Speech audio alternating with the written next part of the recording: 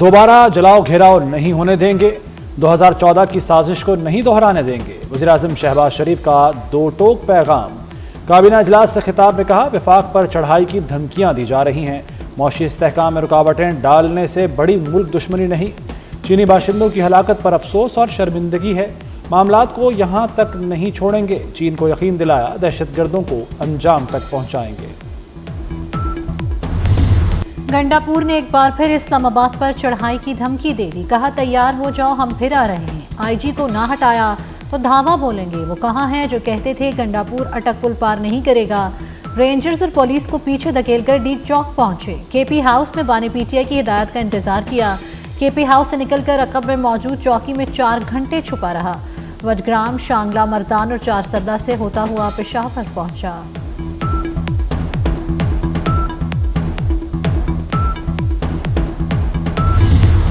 Khyber Pakhtunkhwa assembly میں ہنگامہ آرائی، لاتیں، گھونسے اور مکے چل گئے، علی امین گنڈاپور کو مائک دینے پر اپوزیشن کا احتجاج، پی ٹی آئی کے نیک محمد پی ٹی آئی پارلیمنٹیرینز کے اقبال وزیر پر کود پڑے، فائٹ دیکھ کر حکومتی اور اپوزیشن ارکان بھی گتھم گتھا ہو گئے، جھگڑے کے ماحول میں غیر متعلقہ افراد نے حکومتی رکن اسمبلی کو دھو ڈالا۔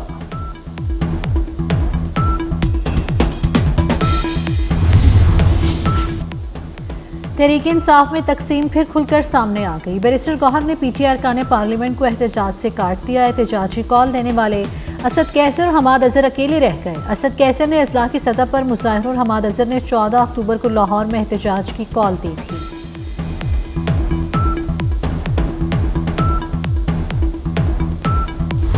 اسلام آباد میں ہنگامہ آرائی، پی ٹی آئی قیادت پر بھاری پڑ گئی، پی ٹی آئی قیادت اور کارکنان کے خلاف مقدمات کی تعداد 21 ہو گئی، مقدمات 2 اکتوبر سے لے کر 7 اکتوبر تک درج کیے گئے، 4 مقدمات کوہسار، سیکریٹریٹ 3، تھانہ نون اور آپارہ میں 2 مقدمات درج، عظمیٰ اور علیمہ خان مزید 2 روز کے لیے جسمانی ریمانڈ پر پولیس کے حوالے۔ مخصوص نشستیں کس کو ملیں گی؟ الیکشن کمیشن کا اجلاس 1-2 روز میں ہوگا، الیکشن کمیشن کے اجلاس میں اسپیکر کے خط پر غور ہوگا۔ ایاز صادق نے نشستوں کا معاملہ جلد نمٹانے کی درخواست کی تھی۔ ایاز صادق نے لکھا تھا الیکشن ایکٹ بل 2024 پاس ہو چکا، مخصوص سیٹوں کے جلد فیصلے سے بہام ختم ہوگا، پارلیمانی رہنماؤں کا مخصوص نشستوں کا فیصلہ نہ ہونے پر تشویش کا اظہار۔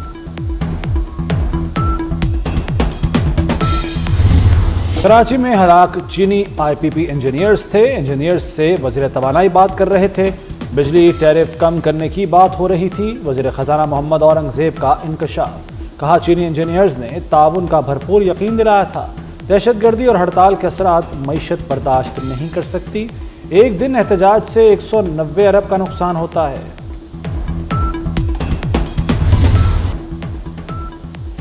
چین کے اعلیٰ سطحی تجارتی وفد کا SIFC کا دورہ، چینی وفد میں ڈیولپمنٹ کمیٹی اور مختلف اداروں کے نمائندے موجود تھے۔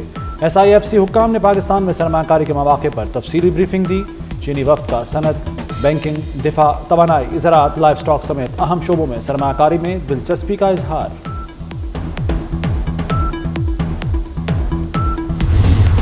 معاشی استحکام کی کوششیں کر رہے ہیں، مہنگی بجلی اور بلند شرح سود کم کرنے کی ہر ممکن کوشش کریں گے۔ صدر آصف علی زرداری کا FPCCI کے زیر اہتمام ایکسیلنس ایوارڈ کی تقریب سے خطاب، کہا اسٹاک مارکیٹ نئے ریکارڈ قائم کر رہی ہے، آصف زرداری نے بہترین کارکردگی پر صنعت کاروں کو ایوارڈز دیے۔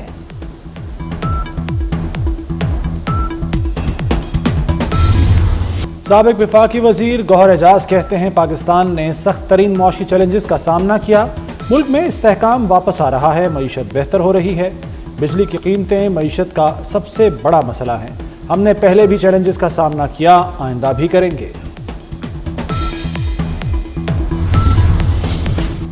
وزیر داخلہ محسن نقوی اور سابق وزیر اعلیٰ پنجاب حمزہ شہباز کی ملاقات، ملکی صورتحال سمیت باہمی دلچسپی کے دیگر امور پر تبادلہ خیال، ملاقات میں فلسطین پر آل پارٹیز کانفرنس کے کامیاب انعقاد پر اظہار اطمینان، ملک کو درپیش سیاسی، معاشی اور سیکیورٹی چیلنجز پر گفتگو کی گئی۔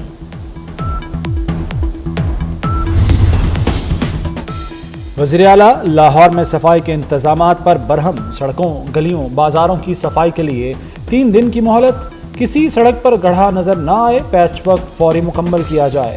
مریم نواز کی زیر صدارت اجلاس، لاہور ڈیولپمنٹ پلان پر پیش رفت میں تاخیر پر اظہار ناپسندیدگی۔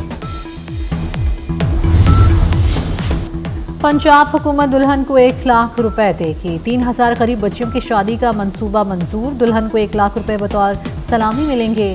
فرنیچر، کپڑے اور دیگر 13 اشیاء بھی ملیں گی۔ بے زمین کسانوں کو لیز پر زمین دی جائے گی۔ زمین 3 اور 5 سال کی لیز پر دی جائے گی۔ وزیر اعلیٰ نے لاہور میں الیکٹرک ٹیکسی کا پلان بھی طلب کر لیا۔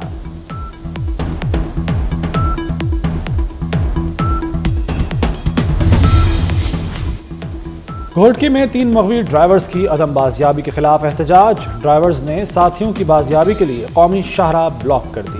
مظاہرین نے ٹول پلازہ کے قریب ٹائر جلا دیے۔ قومی شاہراہ پر گاڑیوں کی لمبی قطاریں لگ گئیں۔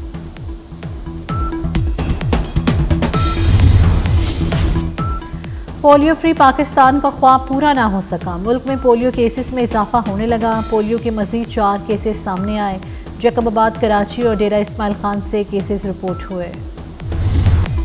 پی ٹی ایم کے ٹی ٹی پی اور افغان طالبان سے رابطے ہیں۔ پی ٹی ایم نے پاکستان کے جھنڈے کو جلایا۔ بیرون ملک پاکستان کے سفارت خانوں پر حملہ کیا۔ وزیر اطلاعات عطا تارڑ کی میڈیا بریفنگ۔ کہا دہشت گردوں سے رابطوں پر ریاست ایکشن لے گی۔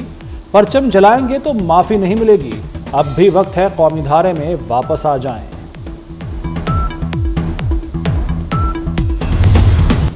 فرانس کے صدر اور اسرائیلی وزیر اعظم نیتن یاہو کے درمیان لفظی جنگ چھڑ گئی۔ صدر میکرون نے کہا جنگ بندی کا مطالبہ کرنا اور ہتھیاروں کی فراہمی جاری رکھنا متضاد ہے۔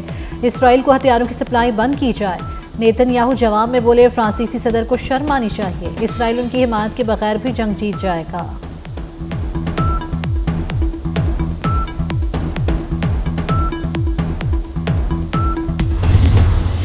ملتان ٹیسٹ کا تیسرا روز انگلش ٹیم 96 رنز سے اننگز آگے بڑھائے گی۔ زیک کرالی اور جو روٹ کریز پر موجود۔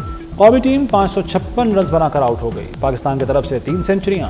کپتان شان مسعود نے 151، سلمان آغا نے 104 اور عبداللہ شفیق نے 102 رنز بنائے۔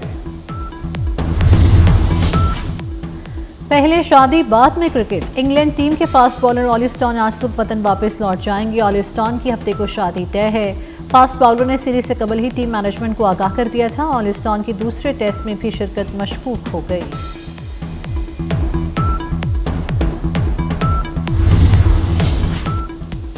سردی نے وادی نیلم میں انٹری دے دی۔ سیاحتی مقامات رتی گلی، بابون ویلی میں موسم سرما کی پہلی برف باری۔ پہاڑوں پر برف باری سے بالا علاقوں میں موسم سرد۔